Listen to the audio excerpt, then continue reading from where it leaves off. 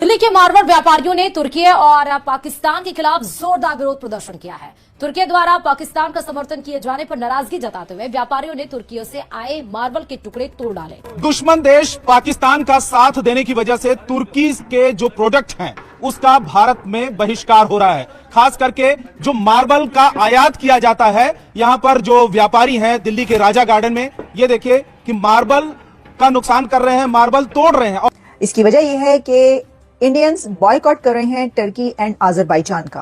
Turkey एक बहुत बड़ा टूरिस्ट डेस्टिनेशन है और इंडियंस अपनी वही हाल जो मालदीव्स का करा था, वही हाल तुर्की का कर रहा है। मालदीव्स 2.0 हो गया है, राइट। और अब इंडियंस इनके पीछे पड़ गए। खबर देखिए, पाकिस्तान के दोस्तों पर भारत की स्ट्राइक जारी।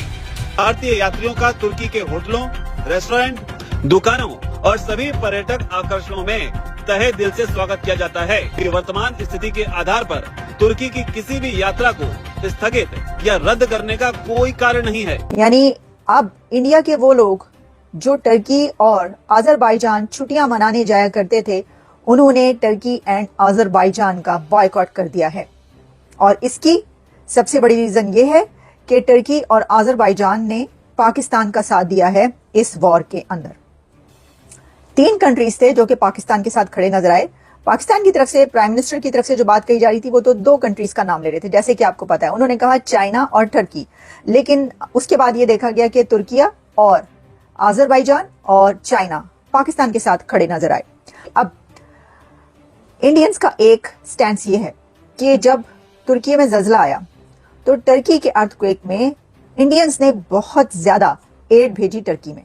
यानी इंडियंस ने टर्की की बहुत मदद की थी जब अर्थक्वेक आया था, और सबने बात की थी। वैसे तो देखें, भारत की तरफ से एड पूरी दुनिया में बहुत ज्यादा जाती है और उसको तो कहा जाता है ना कि इंडिया दुनिया की फार्मेसी है।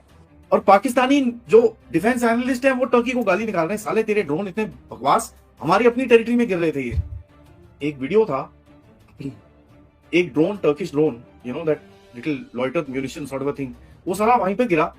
वो पाकिस्तानी जाके उसको पत्थर मार रहे हैं।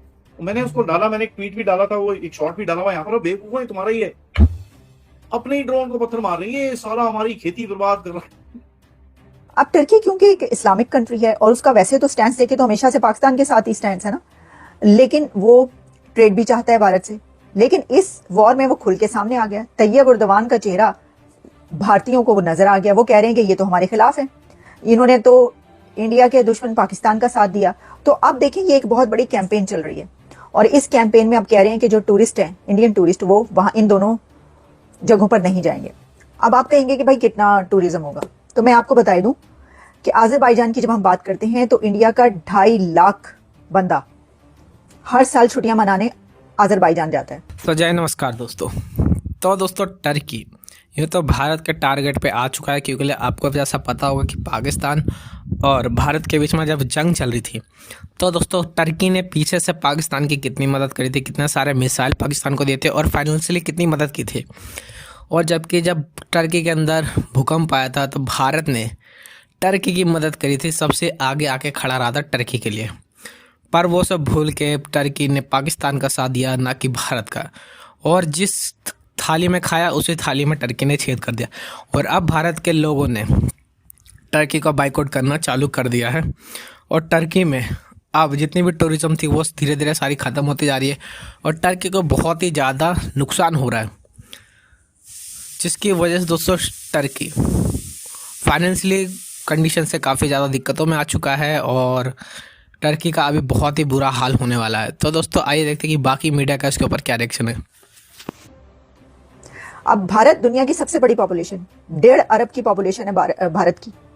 वहां से तो पूरी दुनिया में लोग जाते हैं छुट्टियां मनाने, पैसा भी उनके पास बहुत है और वो काम भी दबा के करते हैं बहुत सख्त, और फिर उसके बाद वो पार्टी भी हार्ड करते हैं। मतलब वैसे तो यहाँ पर भी यही है एक रूटीन और एक कामयाबी का राज कि आप वर्क हार्ड भी करें और पार्टी हार्ड भी करें। बड़े सारे स्टेटमेंट कि जी अभी देखो we will do this and India and Pakistan are about to talk, ये वो। हाँ, बात करेंगे। पीओके दे रहे हो तो बात कर लेते हैं, टेररिस्ट वापस कर रहे हो तो बात कर लेते हैं। जो हम मजाक में चीजें बोलते थे, मोदी जी ने ऑफिशियल पॉलिसी बना दी भैंस की आंख। धन्य हो। ये चीजें by the way, me and colonel Raina and all of us, हम मजाक में बोलते थे ये सब चीजें। मोदी साहब ने हथौड़ा मारा, भैंस की आंख साइन मारा, पॉलिसी बन गई, हो गया खत्म। टूरिज्म तो एक बड़ी इकोनॉमी है, इकोनॉमी में बहुत ज्यादा एड ऑन करता है टूरिज्म कई कंट्रीज की इकोनॉमी में, और उसमें टर्की भी है एक ऐसा ही कंट्री। तो अब टर्की के टूरिज्म को तो डस पड़ने लगी है, क्योंकि वहां पे लोग ये कह भी रहे हैं, यानी अर्ज कर रहे हैं अपने लोगों को कि ना करें, और खुद से जो लोग हैं वो ये कह रहे हैं कि अब हम इन 2 कंट्रीज में नहीं जाएंगे। तो ये तैयब अर्दवान जो है ना, वो तो अब सर पकड़ के बैठ गए होंगे कि ये क्या हो गया, लेकिन ये तो होना ही था। क्या उनको नहीं पता होगा कि ये होगा? ये तो होना ही था। अच्छा, लेकिन अभी तो मैं ये भी देख रही थी कि भारत की तरफ से ये भी लोग कह रहे थे कि अभी देखो हम चाइना के साथ क्या करते हैं। अब चाइना के साथ मुझे नहीं पता क्या करना है, क्योंकि चाइना में तो एज सच टूरिज्म इंडिया का नहीं है, तो वहां पे तो कोई और ही फिर होगा, लेकिन इतना तो नहीं हो सकता ना।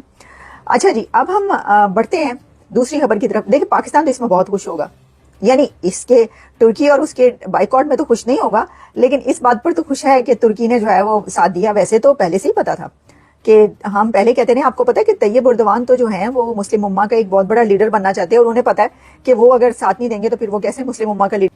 सोचने वाली बात है।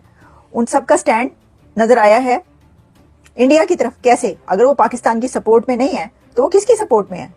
Sky news Australia, sky news UK ने पूरा 180 डिग्री टर्न अराउंड मारा है भैया। पाकिस्तान वन द वॉर से इंडिया वन द वॉर आ गए हैं। बीबीसी ने गेम चेंज कर लिया है, न्यूयॉर्क टाइम्स से गेम चेंज हो गया है। हमारे जो डिप्लोमेट्स हैं, they started going and giving interviews चारों तरफ।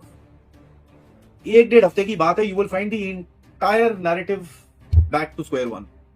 यहां तक कि हमारे यार हाई कमिश्नर ने आज ऑस्ट्रेलिया के प्राइम मिनिस्टर को झटका मार दिया। कहते हैं यार, आप हो गए इलेक्शन में, आपने 25 तारीख को फोन करा, ये अटैक 22 को हुआ था, कि आपके पास इतना टाइम नहीं था कि 2 मिनट फोन कर लो आपके अपने दोस्त को? ठीक है, we note this. He said this on Australian television today. So